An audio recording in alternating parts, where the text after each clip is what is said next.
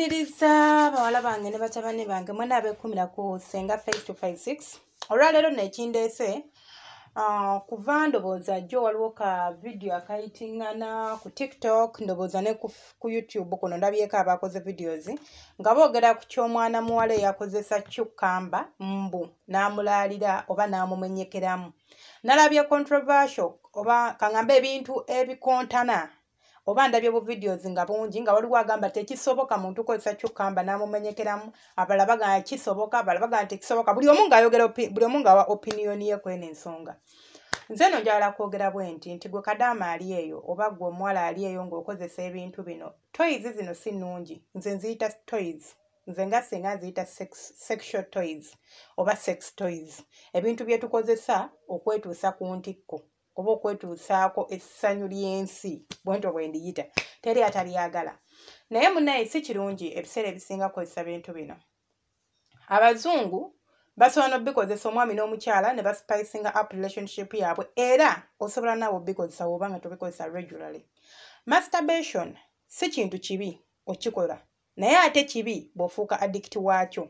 Masturbation alina advantages, ate bw'oba omusomyeko n'ogenda deep into research, tebagenda kuwa bino bintu wammanga nti masturbation alina side effects. Abasinga bagamba talina side effects, naye ng'ekituufu kiri nti alina side effects.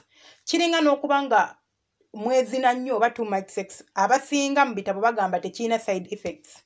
Naye bw'ogwewinga deep down ku bantu nga togenze mu bitabo bye biwandiika, n'ogenda ku bamalaaya, n'ogenda ku ba addicts ba sex, ekituufu kiri nti alina side effects kubanga osobola okufuuka addict. Omuntu okuba ng'oli addicted ku sex gwe nga buli bwolaba omukazi oyagala kuzina, gwe buli bwolaba omusajja oyagala kuzina, mu Luganda kye tuyita akasagazi, olinza okigamba nti kintu kirungi? Ne bw'oba otudde mu ntebe gwe buli ssaawa owulira akasolo kakusiiwa, owulira wansi wakubabuukirira, owulira wakugira, okitegeera? N'omuntu akozesa ebintu bino oba ebyo tuyita sex toys, cucumber oba okwekuba akataapu oba okukola ki, kyonna kyonna kiyitemu eri ettuluba ng'oyagala kwetuusa ku ntikko oba okwetuusaako essanyu. Munnange nno si kirungi. Kirungi nti kisobola okuyambako essaawa eyo okweweeza omuyimo gwo. Kirungi oba olina ka stress osobola okwerelievinga ka stress ne kakendeera. Kirungi osobola okutuuka n'owulira nga kati kaŋŋambe nti toli bubi, owulira bulungi oba owulira emirembe. Kirungi mu ngeri yaakyo, naye kibi bw'okyemanyiiza. Nze nandibadde ngamba omuntu teweesembereza kye tuyita masturbation, teweesembereza kintu kyakwetuusa ku ntikko wekka. Bw'oba osobola okukyewala, nze nandibadde nkwadvisinga nnyo era nandibadde nkuwagira nnyo okukyewala. Bw'oba tosobola kukyewala, kale kikole, naye ate tokyemanyiiza nnyo. Kikole, gezaako okukikola nti okikola mu week oba omulundi gumu. Ate nga ebiseera ebisinga ekintu kino bw'okitandika kizibu okikomya. Kizibu. Bonna aba addicts, singa tetulina ba addicts, naye lwaki tubalina baatandika? Singa tebaatandika tebandibaddewo. So bw'onaakitandika olinza obutakisobola kikontrolinga. Naye ate bw'olaba ng'okitandise n'olaba nga kikumalako emirembe, weefuge, togenda kufa. Weefuge kyenenye. Kati just imagine, cucumber, abantu nalabye video waliwo omuwala ali ku TikTok. Actually, yakirwanisa nnyo agamba tasobola. Sikirinako obukakafu oba asobola okumenyekera mubyo, naye ndowooza asobola, kisinziira okozesezza cucumber ki. Waliwo cucumber agonda nga ne w'oba omulya buli omulaba nti agonda like yenna ali bw'ati.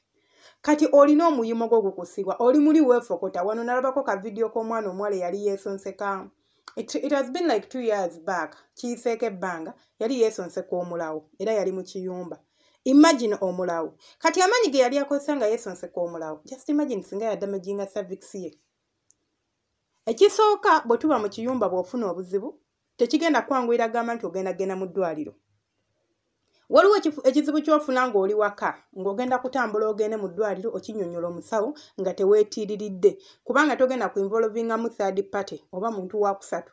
Nti nino sooka ogamba madamu antwale mu ddwaliro ate mbigamba omusawo, oba nti newe nagamba antwale mu ddwaliro mbigamba omusawo ngenda bimugamba ate agenda bibagamba. Eri woba oli waka okikutuukako ogenda mu ddwaliro wekka era n'obigamba omusawo, oba oluusi ogenda mu ddwaliro gye batakumanyi, gomala n'ofuluma n'ogenda n'obirekeyo gye bisigadde. Naye wano bano nga bw'obamanyi ogenda bimugamba abitambuze. kati omwana ono bagambye in fact bagamba mbwali bubi era bagamba mbo cucumber eno yamumenyekeramu n'amala ennaku 3 ng'ali nayo paka ebamulabye ng'ali atali comfortable. Naye just imagine erinza n'okuba teyamenyeka nga bwe bakigamba. Nze kyenzikiriza kyesobola okukola kubuliramu. Tosobola ogisindika nebulirayo, ekyo kyonkikiriza bangi abakikoze. Nali ndabyeko n'omuwala nga bamu operating nga nalabako ka video nga bamujja mu cucumber gwe yeesonseka. So ekyo kisobokera ddala. Kati ffe bino bitugamba nti yamumenyekeddemu, alinza okuba agamba nti yamumenyekeddemu naye nga yamubuliddemu ng'amukozesa okwemazisa. Muntegera bulungi. So gwe wena alina ekirowoozo ky'okozesa ebintu bino cucumber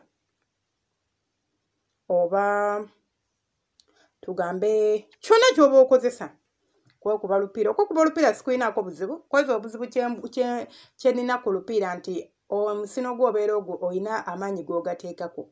Omusino guno kati ojja kutuuka ekiseera nga omusajja ne wagukoonako n'omutwe gw'omukira. Kubanga omusajja waba akuzina ng'azanyisa omukira asobola okukwata ekitwe kye n'akiyisaako. Kati aba takyawulira buwoomi. Gw'oba tokyagufiiringa guba oba owulira tewali ky'owulira kubanga wamanyira okukubako amazzi ate amazzi gali gaba ne pressure empitirivu. Okitegeera? So ebintu bino bangi abavudde ne bagamba tetubikola. Mubikola, tukkirize. Bino ebintu tubikola. Abasinga waliyo abatabikola naye be batini. Naye abasinga so tetumujajinga era nze sivuddeyo nga singa kujajinga mwana muwala ono kye yakoze. Yabadde ayagala ssanyu, which is very okay, very okay with me. Yabadde ayagala ki ssanyu, ebintu ne bitatambula bulungi. Naye ate singa ekintu kino kyade kituuse oba gwe omwana muwala ng'oliyo ne kikutuukako tosirika. Kubanga eno si kapiira nti kadde kamuyingidde nti nga kagenda fuluma. Kubanga akapiira kalinza oyinga ne bagamba kaleke ojja kafuka kajja vaayo. Bwe kagana n'ogenda mu ddwaliro ne bakajjayo nga mbadde mwezina olaba ng'omusajja waba akuzina mu kusikayo kondomu n'ebulirayo n'ekugendamu oba temukiwulirangako nga bwe kisoboka ne cucumber bw'asobola n'okubulirayo ng'obadde omwesonseka.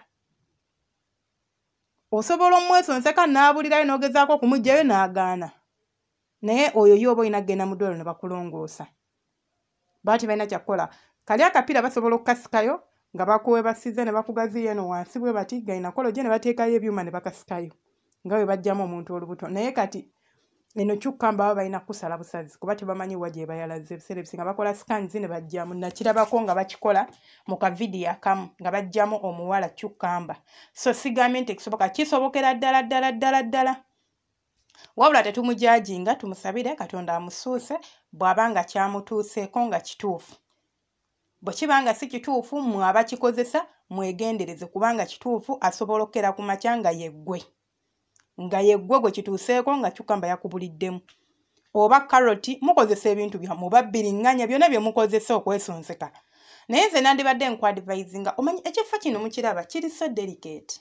Wansi eno wali so delicate ate we wantu wosobola ofuna obulwadde wotagenda kera ku makya gamba muntu nti wano we wannuma. Wazibu okwanjulira munno. So nze nandibadde ngamba nti kyandibadde kirungi at least n'obeera nga osobola okwebuulirira n'ogamba nti omuyimo guno gwa kaseera eno ndiyo kaseera buseera. Bwe mba nsobola okiresistinga kankyenenye n'okyenenya ate ng'osobola okyenenya. Bw'oba tosobola kyenenya kale waakiri kozesa engalo zo naye teweesonseka bintu. Temwesonseka bintu.